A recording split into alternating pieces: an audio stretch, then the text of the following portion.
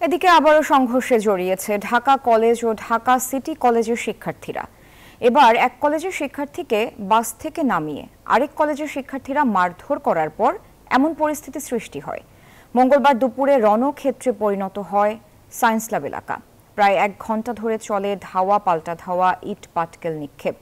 আহত হন দুপক্ষের বেশ কজন শিক্ষার্থী।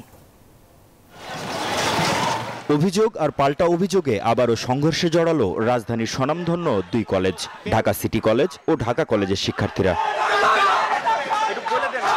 মঙ্গলবার দুপুরে সায়েন্স ল্যাব এলাকা রণক্ষেত্রে পরিণত হয়। প্রায় 1 ঘন্টা ধরে চলে ধাওয়া পাল্টা ধাওয়া, ইট পাটকেল নিক্ষেপের ঘটনা। ঢাকা কলেজের শিক্ষার্থীদের অভিযোগ, তাদের দুজনকে মারধর করা হয়েছে।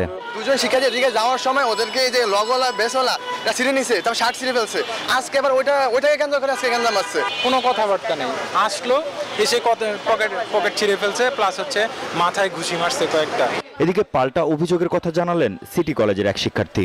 ওরা আমার আইডি কার্ড ছিঁড়ে নেয়, পকেট ছিঁড়ে নেয় এবং কোনো কারণ ছাড়া আমাকে মারতে থাকে। ওরা কারা আমি ওদেরকে চিনি না, ওরাও আমাকে চিনে না। ঝামেলার ইস্যু আমরা জানি না। আমি কোয়াইট শিওর ওদের মধ্যে, ওখানে 40 জনের মধ্যে 30 জনই জানে না ঝামেলা কেন হচ্ছে। ঘটনা খতিয়ে দেখছে পুলিশ। কলেজ কর্তৃপক্ষের মাধ্যমে সমস্যা সমাধানের চেষ্টা চলছে, জানালেন এই পুলিশ কর্মকর্তা। এখানকার যে ভাইস প্রিন্সিপাল ছিল উনি কিন্তু আজকে আমাদের সাথে ছিল এবং উনি ট্রাই করতেছিলেন যে ওদেরকে নিবৃত্ত করার জন্য বা ওদিকে যেন না যায়। তো এটা ওদের সাথে যে টিম আছে আর ওই টিমটা একটু বড় হলে ভালো হয়।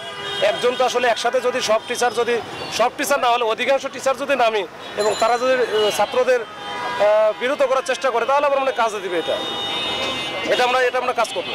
সংঘর্ষের ঘটনায় দুপক্ষের বেশ কয়েকজন শিক্ষার্থী আহত হয়েছেন। পরিস্থিতি নিয়ন্ত্রণে রাখতে এলাকাটিতে বিপুল সংখ্যক পুলিশ সদস্য মোতায়েন করা হয়েছে। মাহমুদ হাসান, নিউজ 24, ঢাকা।